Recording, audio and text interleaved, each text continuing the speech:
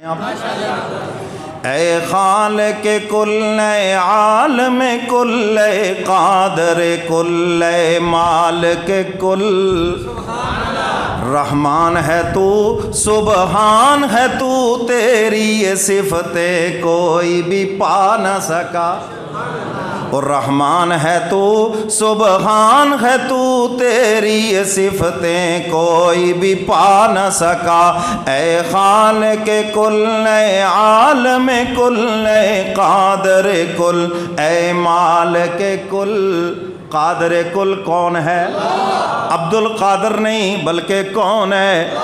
شیخ عبد القادر جیلانی رحمت اللہ علیہ بھی اسی کے محتاج ہیں۔ اور قادر کل کون ہے؟ اللہ ہے، وہ تو عبد القادر ہے، قادر کے بندے ہیں۔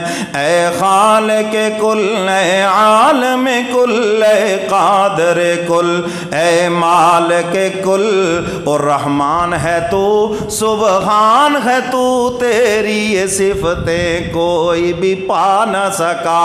تیری ان صفات کے اندر نہ نبی شریک ہیں، نہ صحابہ شریک ہیں، نہ ولی غوث قطب ابدال شریک ہے، آپ وحدہ لا شریک ہے۔ لم یلد ولم یولد ولم یکن لہ کفوا احد۔ نہ خدا کی خدائی میں کوئی شریک ہے، نہ اس کے کوئی برابر ہے، وہ وحدہ لا شریک ہے۔ اے خالق کل، اے عالم کل، اے قادر کل، اے مالک کل، اور رحمان ہے تو، سبحان ہے تو، تیری یہ صفتیں کوئی بھی پا نہ سکا۔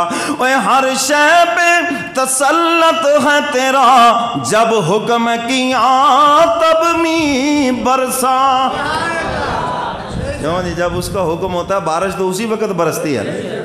یہ محکمہ موسمیات والے کتنا جھوٹ بولتے رہتے ہیں کبھی کبھی، اور یہ ہمارا جو نیٹ ہے جی وہ بھی کتنا جھوٹ بول، جی آج بارش ہوگی، جی بارش برس رہی ہے آرو بالا میں، اور یہاں دھوپ نکلی ہوئی ہے جناب، گرج چمک کے ساتھ بارش ہو، کچھ بھی نہیں ہے، قطرہ بھی نہیں پڑتا، اور کبھی ان کو پتہ ہی نہیں ہوتا اور موسلا دھار بارش ہو رہی ہوتی۔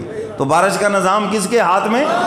ہاں اندازہ ہوتا ہے ہوا کے دباؤ سے، کبھی وہ جب پنجابی میں کہتے ہیں اٹکل پچو، کدے لگ گیا تو کدے نہ لگ گیا ہے۔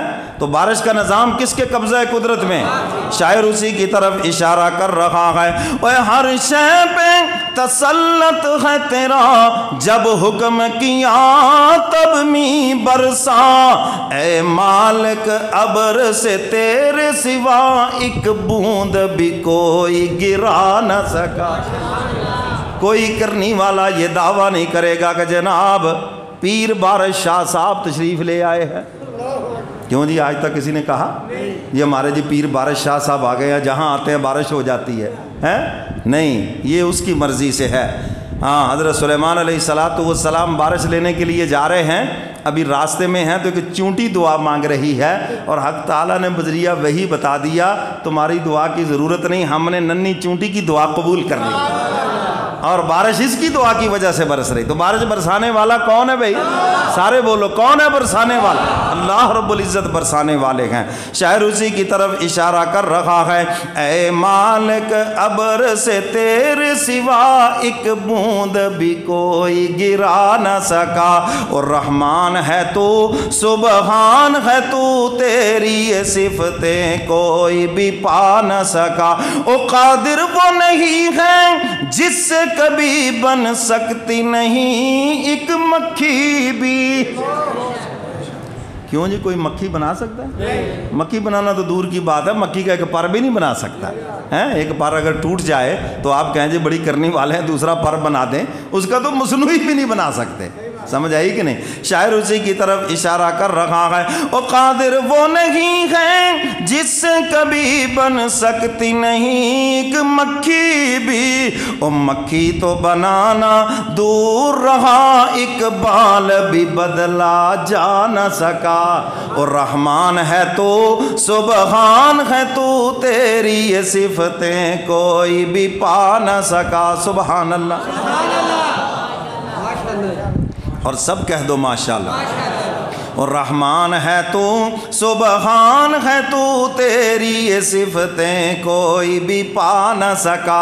آگے سنو شاعر کیا کہتا ہے، او یونس نے پکارا بار خدا گو بیٹھ گیا تھا کشتی میں۔ کشتیاں کنارے لگانے والا کون ہے؟ یا معین الدین چشتی تو پار لگا دے کشتی ہیں، یہ سب شرکیہ جملے ہیں۔ تو کشتیاں کنارے لگانے والا کون ہے؟ یونس علیہ السلام۔ اللہ اکبر۔ شاعر اس واقعے کی طرف اشارہ کر رہا ہے، قرآن کریم کے اندر یہ واقعہ موجود ہے۔ یونس علیہ السلام کشتی میں سوار ہیں اور کشتی بھنور کے اندر پھنس گئی۔ دور سے آ کر کشتی کو نہیں بچانا، خود کشتی میں سوار ہیں، اور قرآن خبر دے رہا ہے یونس علیہ السلام نے کشتی سے چھلانگ لگائی تو کشتی بچی، اور پھر یونس علیہ السلام مچھلی کے پیٹ کے اندر چلے گئے۔ اللہ کا قرآن کہتا ہے اگر یونس ہمیں نہ پکارتا، ہمارے سامنے فریاد نہ کرتا، لَلَبِثَ فِي بَطْنِهِ إِلَى يَوْمِ يُبْعَثُونَ، پھر قیامت تک یونس مچھلی کے پیٹ میں رہتا، کوئی اس کی مشکل کشائی نہیں کر سکتا تھا۔ کون ہے مشکل کشا؟ کون ہے کشتیاں کنارے لگانے والا؟ سب کہہ دو اللہ ہے، اور سب کہہ دو ماشاءاللہ۔ او یونس نے پکارا بار خدا گو بیٹھ گیا تھا کشتی میں، پر حکم تیرا تو ٹل نہ سکا، وہ خود کو پار لگا نہ سکا، پر حکم تیرا تو ٹل نہ سکا، وہ خود کو پار لگا نہ سکا۔ اور رحمان ہے تو سبحان ہے تو تیری یہ صفتیں کوئی بھی پا نہ سکا۔ شاعر آگے کیا کہتا ہے، او تو جس کو ڈبونے پر آئے پھر کس میں ہے قدرت پار کرے۔ جس کو خدا ڈبونے پہ آ جائے پھر ہے کسی میں طاقت کہ اس کو پار کر دے؟ اچھا جس کو خدا ترانے پہ آ جائے تو پھر کسی میں طاقت ہے کہ اس کو ڈبو دے؟ ساری دنیا زور لگا لے اس کو ڈبونے کے لیے۔ جس کو خدا نے اونچا کرنا اللہ اونچا کر کے دکھاتے ہیں، اللہ اپنی قدرت دکھاتے ہیں۔ پھر دنیا کہے گی بند گلی میں پھنسا ہے، لوگ کہیں گے اب کوئی رستہ نہیں ہے، اللہ فرماتے رستہ ہم دیں گے، جس کو ہم نے بچانا ہے بچا کے دکھائیں گے۔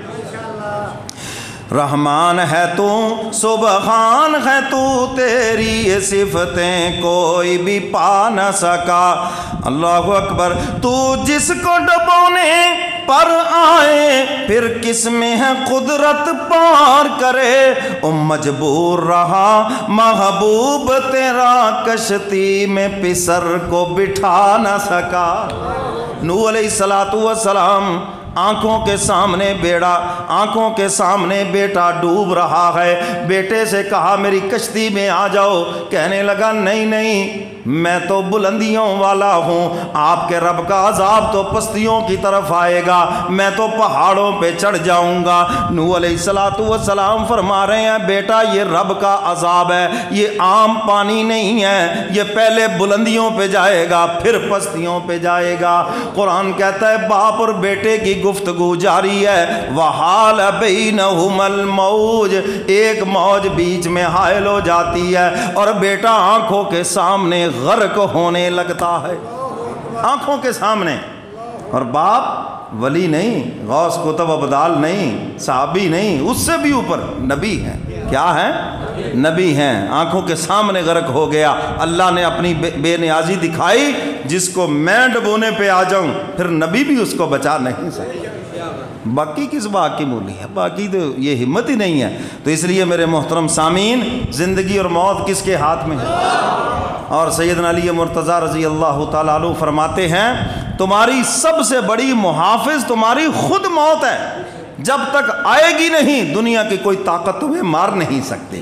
رحمان ہے تو سبحان ہے تو، تیری یہ صفتیں کوئی بھی پا نہ سکا، او مجبور رہا محبوب تیرا، کشتی میں پسر کو بٹھا نہ سکا، اے خالق کل، اے عالم کل، اے قادر کل، اے مالک کل، اور رحمان ہے تو سبحان ہے تو، تیری یہ صفتیں کوئی بھی پا نہ سکا، اور محکوم ہے وہ مجبور ہے وہ، مخلوق ہے وہ مختار نہیں، جو ذوف و ضرر سے سقم و اجل سے جان اپنی کو بچا نہ سکا۔